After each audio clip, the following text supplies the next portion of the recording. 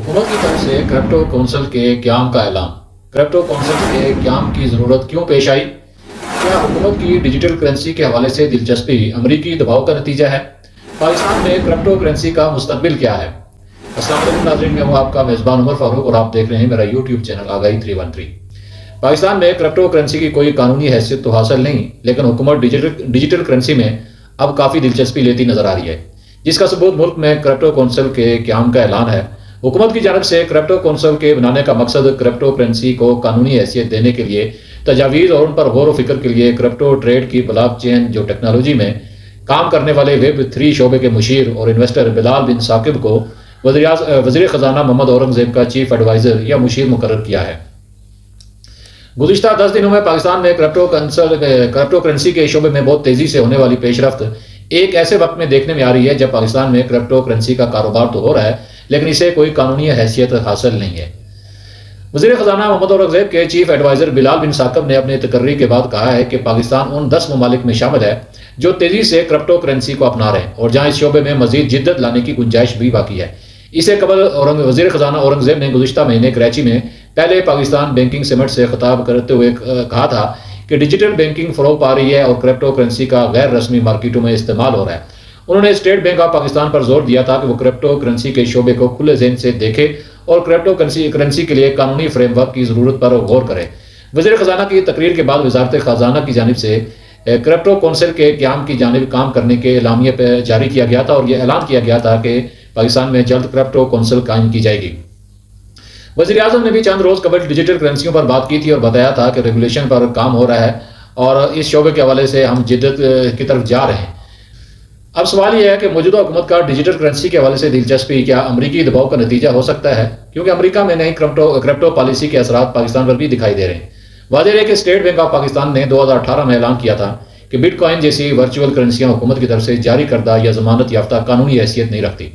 दूसरी तरफ अमरीकी सदर डोनाल्ड ट्रंप ने 5 क्रिप्टो करेंसी के नामों का भी ऐलान किया है जिन्हें वो एक नए स्ट्रेटेजिक रिजर्व का हिस्सा बनाना चाहते हैं। उनका कहना है कि इस रिजर्व का मकसद अमरीका को क्रिप्टो करेंसी का आलमी दारुल हुकूमत बनाना है।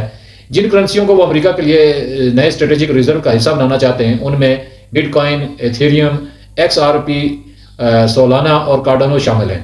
सदर ट्रंप के ऐलान के बाद इन करेंसियों की कीमतों में तेजी से इजाफा देखने में आया है। अपनी सदारती मुहिम के दौरान डोनाल्ड ट्रंप ने क्रिप्टो की काफ़ी हमायत की थी। याद रहे कि साबिक अमरीकी सदर जो बाइडेन ने फ्रॉड और मनी लॉन्ड्रिंग के खदशात के पेश नज़र क्रिप्टो के खिलाफ कार्रवाइयों का आगाज़ किया था। यहाँ यह सवाल पैदा होता है कि क्या पाकिस्तान में क्रिप्टो करेंसी को लीगल करार दिया जा सकता है? इसके माशी असरात क्या हो सकते हैं? पाकिस्तान में क्रिप्टो कौंसिल के क़याम किस मकसद के लिए किया जा रहा है और इससे क्रिप्टो करेंसी के कारोबार पर क्या असरात पड़ेंगे? ये सब कुछ मैं आज के व्लॉग में आपको बताऊंगा और बड़े तफसील से और बड़ा डिफरेंट तरीके से इसकी हम आज तशरीह करेंगे। लेकिन सबसे पहले आपको बता दूं कि बिटकॉइन क्या है, ब्लॉकचेन और क्रिप्टो एक्सचेंज क्या है। नाज़रीन, बहुत सारे हो सकता है कि हमारे बहुत सारे लोगों को क्रिप्टो करेंसी के बारे में ना मालूम हो, लेकिन बिटकॉइन का नाम सब नहीं सुन रखा है। लेकिन यह है क्या? बिटकॉइन एक क्रिप्टो करेंसी है जिसे आप डिजिटल करेंसी भी कह सकते हैं।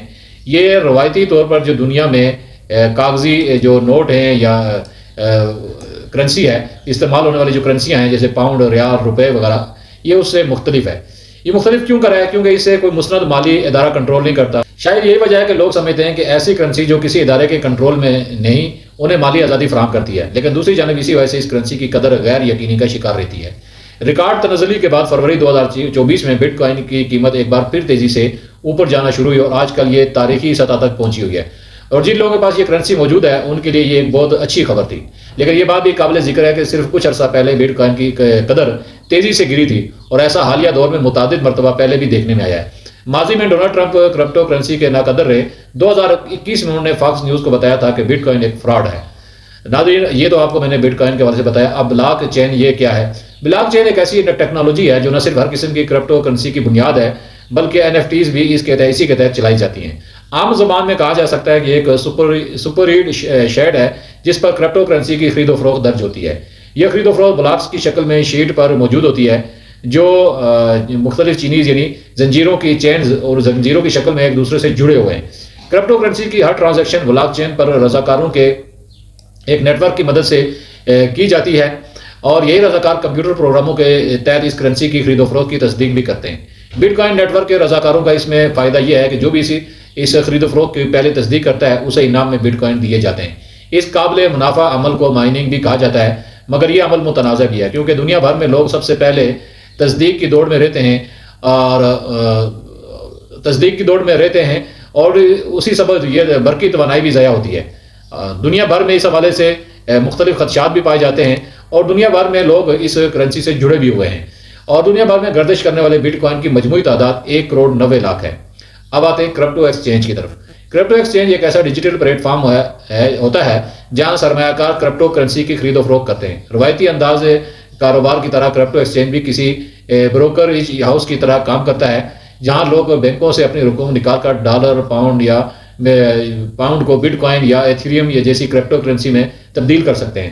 سرمایہ کاروں کو روایتی کرنسیوں کو ڈیجیٹل کرنسیوں میں تبدیل کرنے کے لیے اکثر فیس بھی ادا کرنا پڑتی ہے۔ یہ تو ہو گئی جی بنیادی معلومات جو میں نے آپ کو بٹ کوائن، بلاک چین اور کرپٹو ایکسچینج کے متعلق دی تھی۔ اب آتے ہیں موضوع کی طرف کہ اب آتے ہیں پاکستان میں کرپٹو کونسل کے قیام کی طرف۔ دنیا بھر میں کرپٹو کرنسی میں سرمایہ کاری میں اضافہ ہو رہا ہے۔ 2021 میں پاکستان کرپٹو کرنسی میں $20 ارب کی سرمایہ کاری کے بعد تیسرے نمبر پر تھا، مگر 2023 میں $25 ارب سرمایہ کاری کے باوجود پاکستان دنیا میں کرپٹو کی خرید و فروخت میں 8ویں نمبر پر رہا۔ پاکستان میں لوگوں نے 2015 سے کرپٹو کرنسیز میں رقوم لگائی اور اس وقت اس رقم کی قدر بہت کم تھی، مگر فروغ وقت گزرنے کے ساتھ ساتھ کرپٹو میں اس وقت لگائی گئی رقم کی قدر میں بے پناہ اضافہ ہو چکا ہے۔ مالیاتی امور کے ماہرین کے مطابق پاکستان میں تقریباً 9.4 ٹریلین مالیت کی کرنسی کیش کی شکل میں گردش کر رہی ہے۔ پاکستانی معیشت کے لیے بہت بڑی رقم ہے۔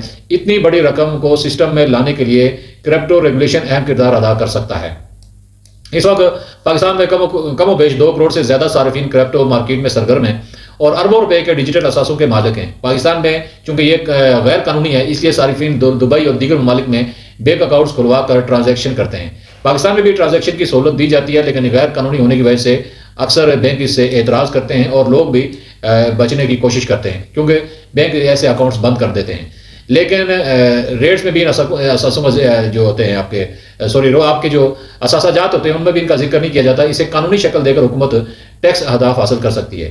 ماہرین کے مطابق سوئٹزرلینڈ، سنگاپور اور پرتگال جیسے ممالک نے کرپٹو کے حوالے سے سخت قانون سازی کر رکھی ہے۔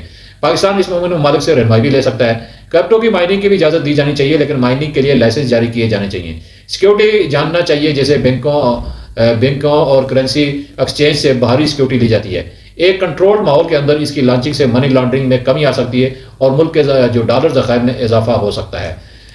مالٹا، سوئٹزرلینڈ، سنگاپور، پرتگال میں کرپٹو کرنسیز کے لیے سازگار قوانین موجود ہیں، جبکہ فرانس، جرمنی، جاپان، کینیڈا اور برطانیہ جیسے کچھ ممالک میں کرپٹو کرنسیز کے استعمال کی اجازت ہے، لیکن اس کے استعمال پر سخت قواعد و ضوابط اور ٹیکس لاگو ہیں۔ پاکستان میں بھی سخت قوانین بنا کر اس سسٹم کو لاگو کیا جا سکتا ہے۔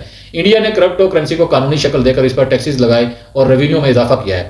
وسطی امریکہ کے ملک ایل سلواڈور اور وسطی افریقہ جمہوریہ نے بٹ کوائن کو قانونی حیثیت دے رکھی ہے۔ مراکش، چین اور سعودی عرب نے کرپٹو کرنسی کے استعمال پر پابندی عائد کر رکھی ہے۔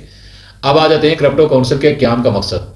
حکومت کی جانب سے کرپٹو کونسل قیام کے اعلان اور اس کے مقصد کے بارے میں بلال بن ثاقب نے BBC اردو کو یہ بتایا ہے کہ اس کونسل کے قیام کا مقصد ایک خصوصی ایڈوائزری باڈی کی تشکیل دینا ہے جو پاکستان میں ڈیجیٹل اثاثوں اور بلاک چین ٹیکنالوجی کے لیے جامع پالیسی اور قواعد و ضوابط بنائے۔ پاکستان میں کرپٹو کونسل کے قیام کی ضرورت کے حوالے سے بلال بن ثاقب کا کہنا تھا کہ پاکستان کی ڈیجیٹل اثاثہ جات مارکیٹ جس سے 10 لاکھ سے زائد پاکستانی منسلک ہیں اور بہت تیزی سے وہ بڑھ رہی ہے۔